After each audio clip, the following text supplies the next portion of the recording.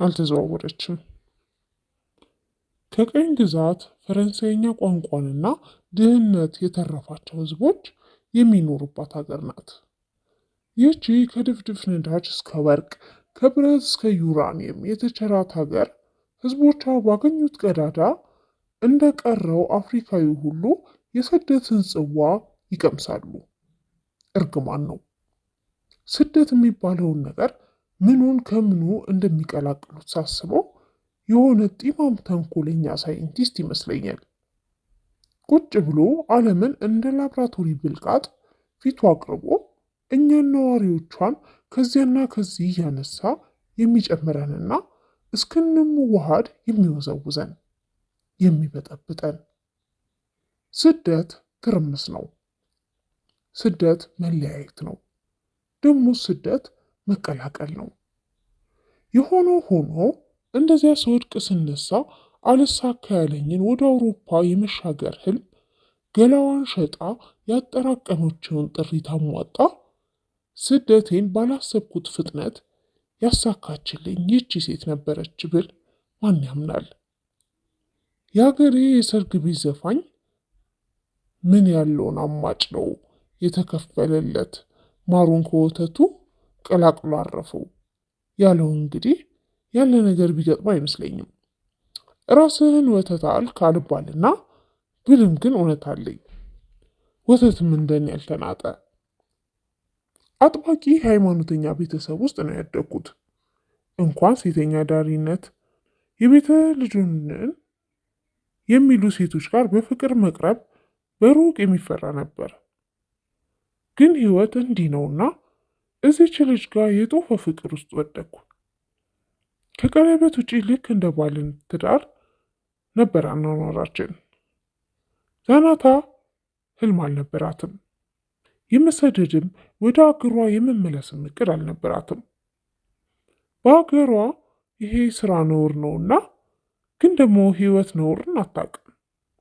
ይቺ መልካም ሴት እኔ ጋር እስክንገናኝ ምንም እቅድ አልነበራትም። በቃ ሴተኛ ዳሪ ናት። ትሰራለች፣ ትኖራለች።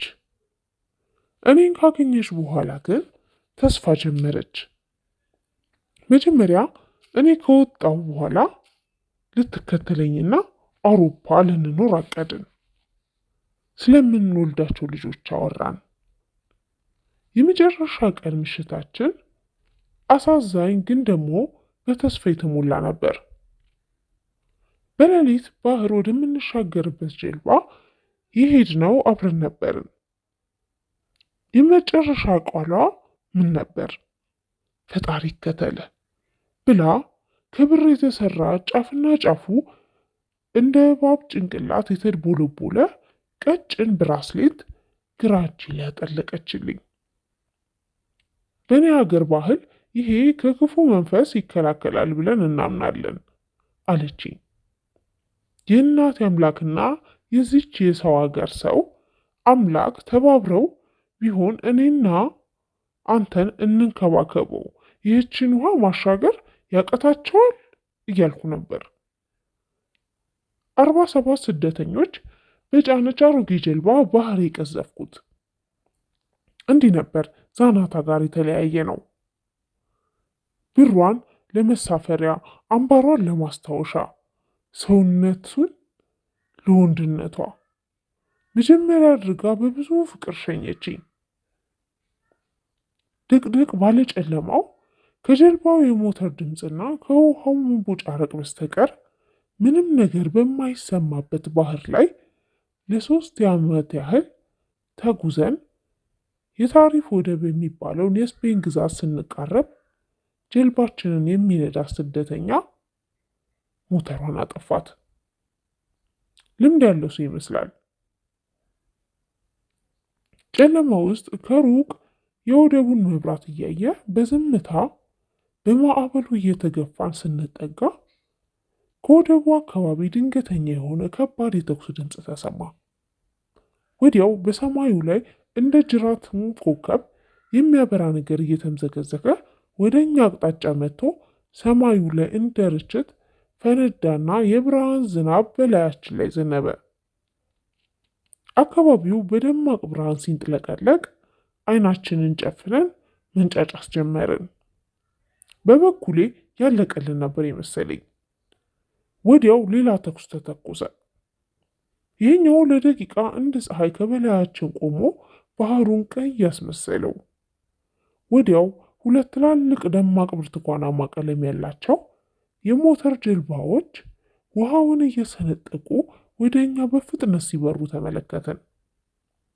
የእኛን ጀልባ ሲቆጣጠር የነበረው ስደተኛ ማንም ሰው እንዳይንቀሳቀስ የስፔን ድንበር ጠባቂ ፖሊሶች ናቸው፣ ጀልባችን ተበላሽቷል በሉ አለና ከጀልባው ኋላ የተንጠለጠለውን ማቀፊያ ሞተር ነቅሎ ወደ ውሃ ውስጥ ወረወረው። ከዚያም መሃላችን ገብቶ ተቀመጠ። ጀልባዎቹ እንደደረሱ በድምፅ ማጉያ ፖሊሶቹ መናገር ጀመሩ።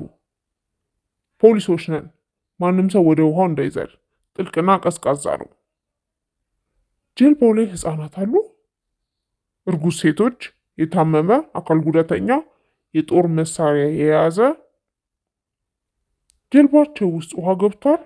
ከጥያቄው በኋላ ወፍራምና ረዥም ገመድ ቁልቁል ወረወሩልን።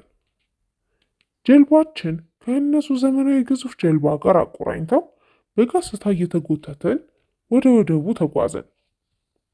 በዚህ ሁኔታ የአውሮፓን ምድር ረገጥኩ። ስሄድ አገኘኋት፣ ስመለስ አጣኋት።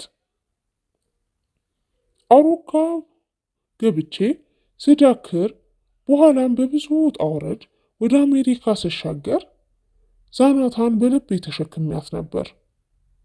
ያኔ ስፔን መድረሴን በስልክ ሳሳውቃት ደስታዋ በቃል የሚገለጽ አልነበረም።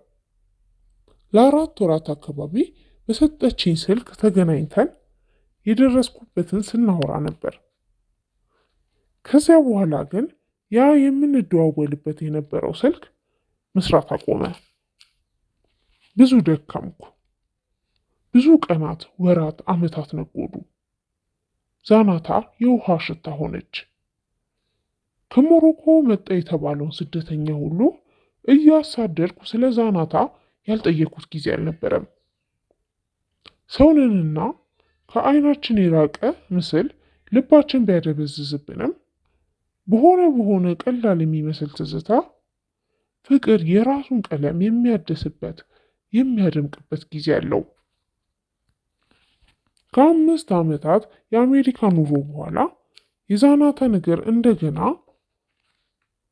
ውስጤን ያንገበግበው ጀመር።